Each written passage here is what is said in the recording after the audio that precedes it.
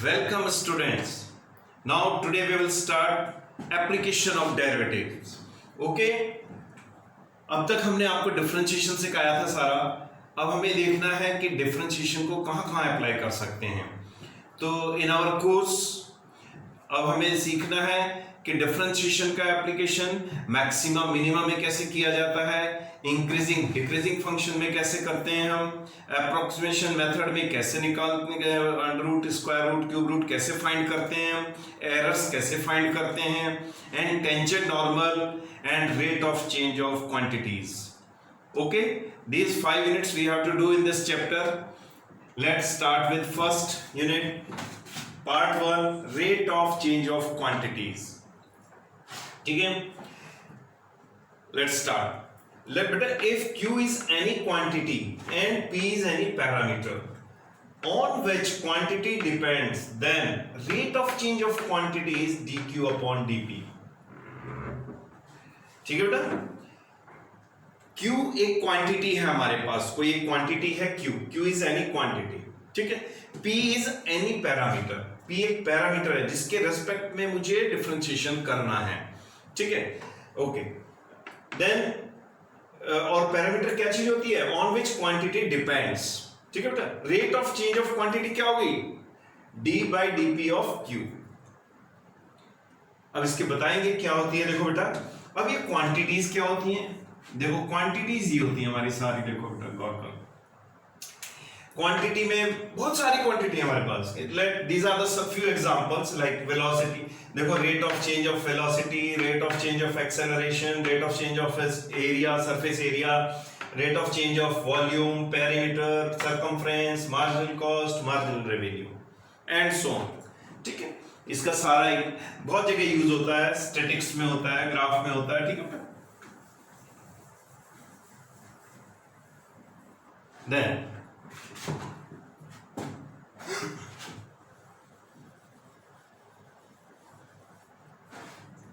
देखो, अब इसमें एक बात समझ लो, जब भी हम डिफरेंशिएशन निकालेंगे, if its value is positive, if its value is positive, तो इसका मतलब है कि when we are increasing the value of x, y is also increases. जैसे जैसे हम x की वैल्यू बढ़ा रहे हैं और हम y की वैल्यू भी बढ़ती है, तो हमारा डिफरेंशिएशन हमेशा पॉजिटिव आएगा. ऐसे ही हम x की वैल्यू बढ़ा रहे हैं लेकिन y की वैल्यू घट रही है, तो हमारा डिफरेंशिएशन नेगेटिव आएगा. इसको बोलते हैं डिक्रीजिंग, इसको बोलते हैं इंक्रीजिंग. देखो एक ऐसे बता देते हैं. तो देखो मान लीजिए एक लाइन ऐसे आ रही है हमारी. देखो ये ऐसे, मैंने x की वैल्यू यहां थी, ये आ गया y. x की वैल्यू ली तो y बढ़ गया, फिर x की वैल्यू मैंने आगे बढ़ाई, y बढ़ गया. फिर से x की वैल्यू और इंक्रीज करी, y भी इंक्रीज हो गया. x की वैल्यू इंक्रीज करी, y इंक्रीज हो गया. जैसे जैसे मैं x की वैल्यू इंक्रीज करता जा रहा हूं, देखो ऐसे बढ़ती जा रही है, तो y भी बढ़ता जा रहा है. पहले ये था y, फिर ये हुआ, फिर ये हुआ, फिर ये हुआ, फिर ये हुआ. ऐसे देखो बेटा, अगर मैंने ये ऐसे ले लिया, देखो x की वैल्यू यहां थी, देखो पहले x ये था, फिर मैंने x बढ़ाया तो y छोटा हो गया, फिर मैंने x और बढ़ाया, y और छोटा हो गया, फिर मैंने x और बढ़ाया, y और छोटा हो गया. देखो बेटा, तो ये जैसे जैसे वैल्यू घटती जा रही थी, ये डिक्रीजिंग फंक्शन है. ठीक है.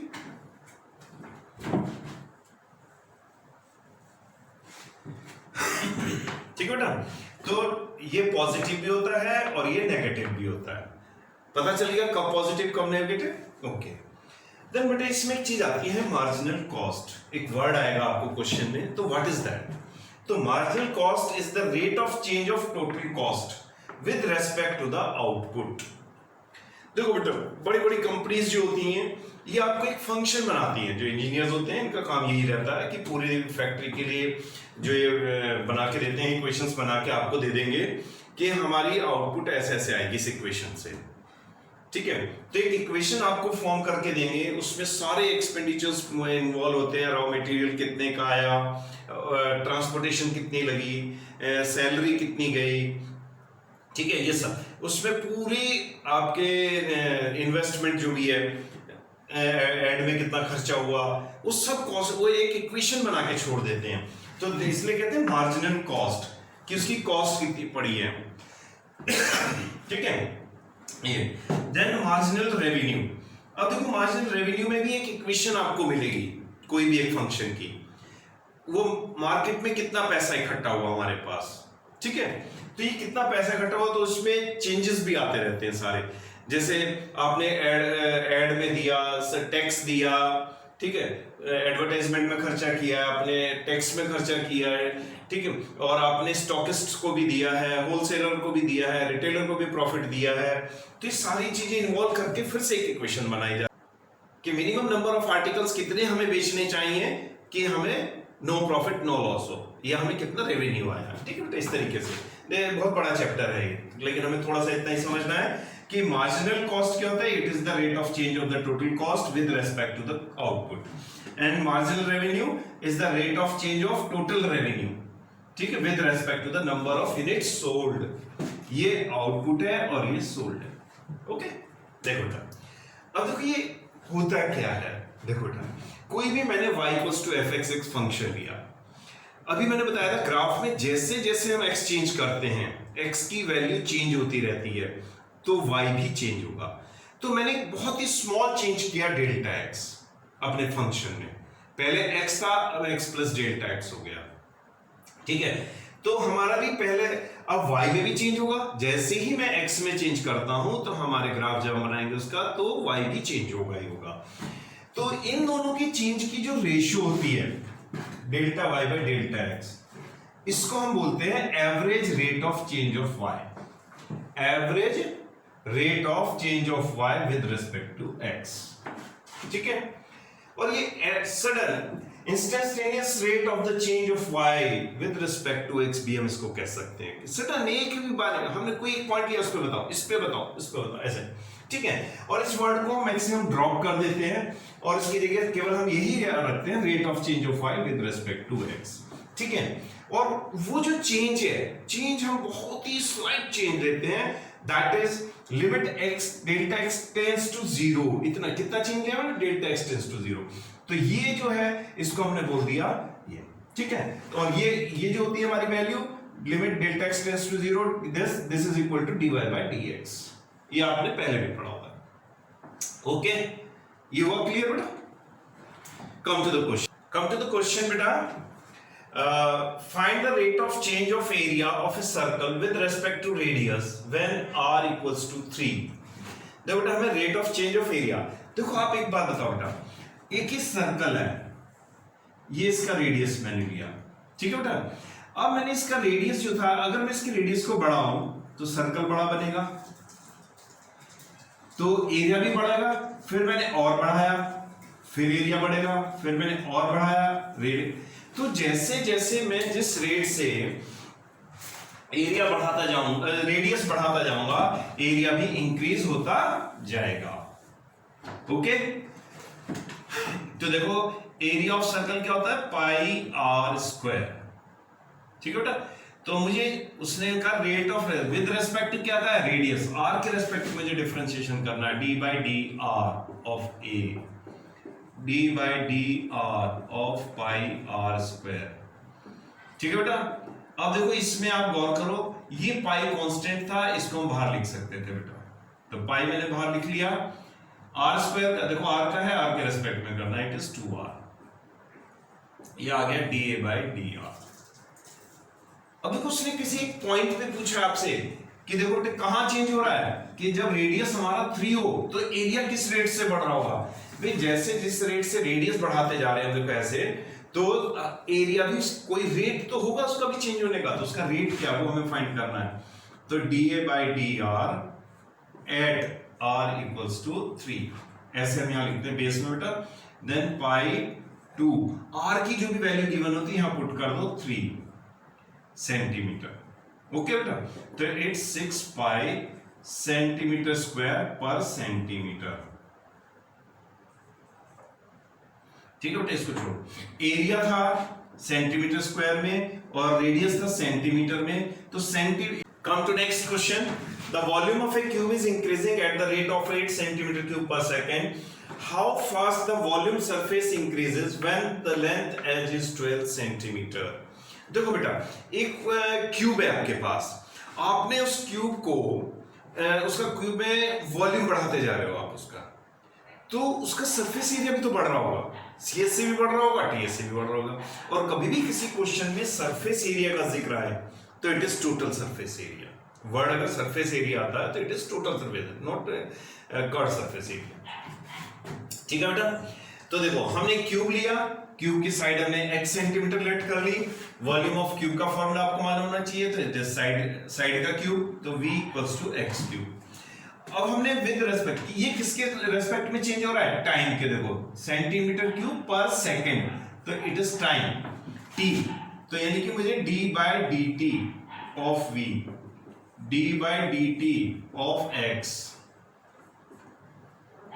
क्लियर है बेटा। अब देखो ये आ गया dv by dt equals to, अब गौर करके देखो बेटा, ये जो वेरिएबल है ये देखो x क्यूब है, x क्यूब, अब ये t है तो ये तो कांस्टेंट हो गया, पर x तो कांस्टेंट नहीं है हमारा, ये क्या है, एक वेरिएबल है तो चेंज हो रहा है, जैसे जैसे वॉल्यूम बढ़ रही है तो x भी तो चेंज हो रहा है, लेंथ भी चेंज हो रही है, तो वेरिएबल है तो इसको जीरो नहीं कर सकते हम, तो क्या हो गया ये, देखो हम क्या करते हैं, इसको चेन रूल लगाते हैं बेटा इसमें, और चेन रूल क्या हो जाता है बताओ, देखो ये ऐसे होते हैं बेटे, देखो ये मैं समझा देता हूं फिर से, ये d यहां लिखा, dt यहां लिख दिया, x के रेस्पेक्ट में करना है मैंने, यहाँ x लिख दिया, dx लिख दिया, कोई दिक्कत, ये फंक्शन बचा था यहां लिख दिया इनटू, तो ये हो गया d by dx of x cube into dx by dt। ठीक है बेटा, तो ये देखो ये क्या हो गया, x क्यूब का 3x square into dx by dt, और बेटे dv बाई dt की वैल्यू क्या दी है, चेंज इन, देखो इसने बोला ना increasing at the rate of 8 centimetre cube पर सेकेंड, तो ये 8 दिया है, put it here, 8 upon 3x square equals to dx by dt, ये हमारी फर्स्ट इक्वेशन बन गई, क्लियर बेटा। अब देखो नेक्स्ट, अब वो कहता है इसमें find the surface area, how fast the surface area is increasing when length of edge is 12 centimetre. अब हमें सरफेस एरिया, इसका सरफेस एरिया क्या होता है बेटा, एरिया लिखो इसको, area equals to 6x square, ठीक है बेटा, ये सरफेस एरिया का फॉर्मूला। देन ये भी हमें टाइम के रेस्पेक्ट में चेंज हो रहा है, तो d by dt of a equals to d by dt, इसको लिख देते हैं, d by dt of 6x square, ठीक है बेटा। देखो 6 कांस्टेंट टर्म है, ये मैंने बाहर लिख दी, बाकी हमारा बचा है, देखो बेटा, देखो 6, फिर से वही बात आई चेन रूल के, देखो ये क्या हो गया, d बाई dt ऐसे ना, तो मैंने यहां dt यहां से लिख दिया बेटा, ये dx लिख दिया, ये dx लिख दिया, चेन रूल बनाने के लिए, देखो तो कट जाते हैं आपस में, ये x स्क्वायर लिख दिया, देखो 6। अब देखो बेटे x स्क्वायर का डिफरेंशिएशन क्या हो गया हमारे पास, 2x, put the value of dx by dt, dx by dt की वैल्यू है 8 upon 3x square, 8 upon 3x square, बेटे इससे कट करो, 2 जा 4, 8 4 32, 32x, सॉरी x से एक बेटे कट गया तो 32 अपॉन x, ठीक है। देन अब हमें निकालना है dA by dt कब, when x equals to 12 centimetre, x equals to 12 centimetre, ठीक है बेटा, तो इसमें हमें निकालना 32 by 12, 3 जा, तो ये आंसर बिकम्स 8 by 3। अब देखो बेटा क्या चेंज हो रहा है, एरिया, यूनिट क्या थी, सेंटीमीटर, तो सेंटीमीटर स्क्वायर पर सेकेंड, क्लियर हो। एक रेक्टेंगल है हमारे पास ABCD, उसकी लेंथ हमने x सेंटीमीटर मान ली बेटा, x centimetre and it is y centimetre, इसकी ब्रेथ है, ओके। और क्वेश्चन में दिया है length of a rectangle is decreasing, क्या दिया हुआ है, डिक्रीजिंग, किस रेट से, 5 सेंटीमीटर पर मिनट। देखो लेंथ यानी कि मुझे d by dt of x दिया है, क्या दिया बेटा, 5 सेंटीमीटर पर मिनट, फिर हमें dy बाई dt दिया बेटा, देखो उसने कहा विड्थ y है, इंक्रीज हो रहा है, अब देखो ये वर्ड क्या था, डिक्रीज, और ये वर्ड क्या है, इंक्रीज। डिक्रीज में हमेशा मैंने बताया था आपको माइनस लगेगा, और इंक्रीज में प्लस लगेगा। ये +4 सेंटीमीटर पर मिनट। ठीक है बेटा, what is the rate of change of perimeter, ठीक है, या what is the rate of change of its area, ये हमें फाइंड करना है। तो देखो हमने फॉर्मूला लिखा बेटा इसका, perimeter of rectangle is twice length plus breadth. तो अब हमें देखो किसके रेस्पेक्ट में हो रहा है, टाइम के, मिनट है ना, मिनट्स तो टाइम हो गया, तो यानी कि d/dt of p equals to d/dt of 2 bracket में देखो ऐसे, you get.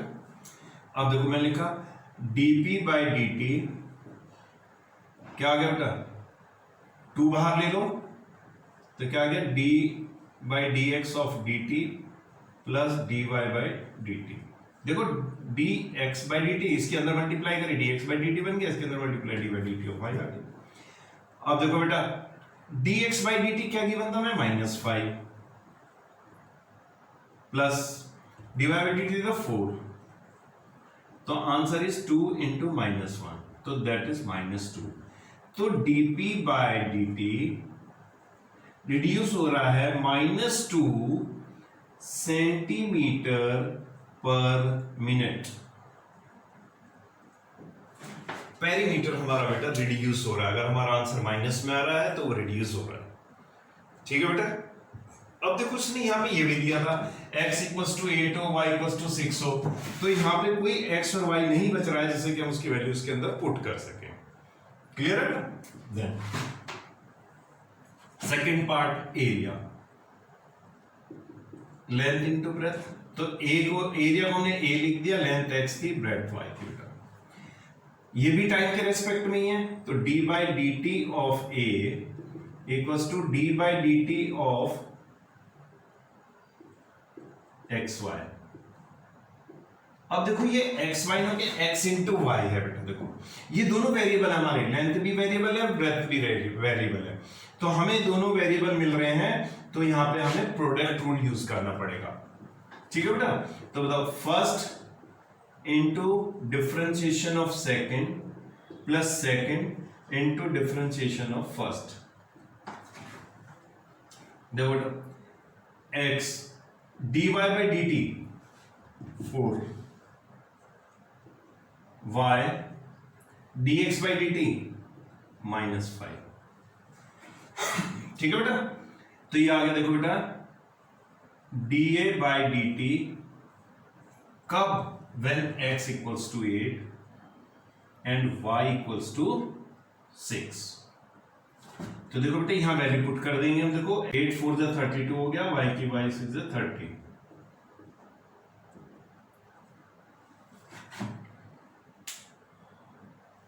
Come to next question. The cost function Cx is given rupees associated with the production of x units of an item is given by this function। ठीक है बेटा, मैंने बताया था आपको एक कॉस्ट फंक्शन की इक्वेशन इसमें गिवन होती है। You have to find the marginal cost when 17 units are produced। ठीक है बेटा, मार्जिनल कॉस्ट हमें कितनी रखनी पड़ेगी उसकी। तो सॉल्यूशन में आप देखो बेटा, सबसे पहले आपको क्या करना है, इसमें सॉल्यूशन में सबसे पहले कॉस्ट फंक्शन लिख लो बेटा। c means cost, x means function whose variable is x। तो 0.007 x cube minus 0.003 x square plus 15x plus 4000। Okay बेटा, अब इसमें हम देखो मार्जिनल कॉस्ट बताया था, it is the rate of change of cost function with respect to x। तो यानी कि मैंने को d/dx ऑफ cx, that is marginal cost. ठीक है, इसको हम मार्जिनल कॉस्ट बोलते हैं, मार्जिनल कॉस्ट। ओके बेटा, अब देखो इसका करो, d/dx ऑफ x क्यूब कितना हो गया, 3x स्क्वायर, 3 किस में मल्टीप्लाई करो बेटा, देखो आ गया 0.007 into 3x square minus 0.003 x square का हो गया बेटा डिफरेंशिएशन 2x, 15 इंटू x का क्या हो गया 1 और कांस्टेंट का हो गया 0। क्लियर है बेटा, देखो ये इसकी मल्टीप्लाई कर दो, 0.007 3 21 एक्स स्क्वायर, ये आ गया बेटा 0.00006x प्लस 15। ओके, अब हमें कब निकालना है marginal cost? When x equals to 70। ठीक है, तो मार्जिनल कॉस्ट आ गया बेटा d by d x of c x into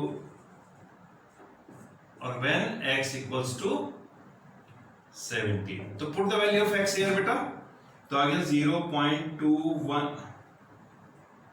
0.21 into 17 का स्क्वायर इंटू 17 प्लस 15 बेटा। ठीक है, इसकी अब 17 आ गया 289, तो इसकी कैलकुलेशन आएगी हमारी 6.069 माइनस 102, तो 0.102 plus 15, then you can write बेटा 15 और 6 कितने हो गए 21, 21.069 minus 0.102, okay, then it become, देखो ये 9 में 2 के 7, 6, 9 और 0.2। ठीक है बेटा, ये आ गया, तो ये रुपीज आए हैं। ठीक है बेटा, अब इसको ये पैसे इतने तो नहीं होते हैं, तो that is equals to 9.7 rupees. ये राउंड ऑफ कर दो बेटा, clear? Come to next question, the total revenue function received from the sale x unit of a product is given by this. देखो फिर से इसका सॉल्यूशन देखो बेटे, इसमें आपको फाइंड करना था मार्जिनल कॉस्ट फंक्शन, इसमें marginal revenue function.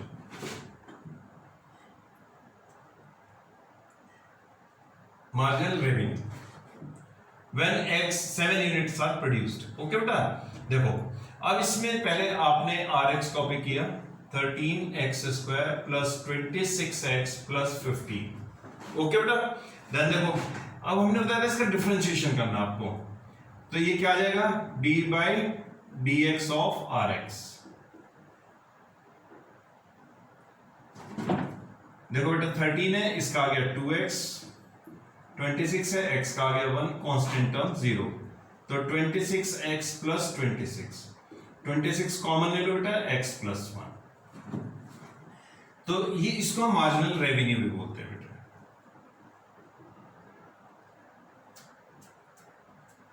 Marginal revenue यानी कि d by d x of r x when x equals to कितना बेटा 7 यूनिट्स। ठीक है बेटा, ये x इक्वल टू 7 यूनिट्स है, तो इसमें पुट द वैल्यू ऑफ 7, तो 7 प्लस 1 8 आ गया बेटा, 26 इंटू 8 208 रुपीज हो गया बेटा। तो ठीक है, कितना आ गया इसमें 208। तो इस तरीके देखो, आपको जो भी रेवेन्यू फंक्शन दिया हो उस फंक्शन का डेरिवेशन करो, इट बिकम मार्जिनल रेवेन्यू। ठीक है, जो भी आपको जिस यूनिट पे पूछता है उस वैल्यू पुट कर दो x की, वो आंसर आ जाएगा आपका। ऐसे सिमिलरली हियर आपको कॉस्ट फंक्शन दिया होगा, कॉस्ट फंक्शन का डेरिवेशन कर दो, it become an marginal cost, और जो भी जिस पे ही पूछे उसकी वैल्यू वहां पुट कर दो, जो आंसर आ गया that is the marginal cost. Okay,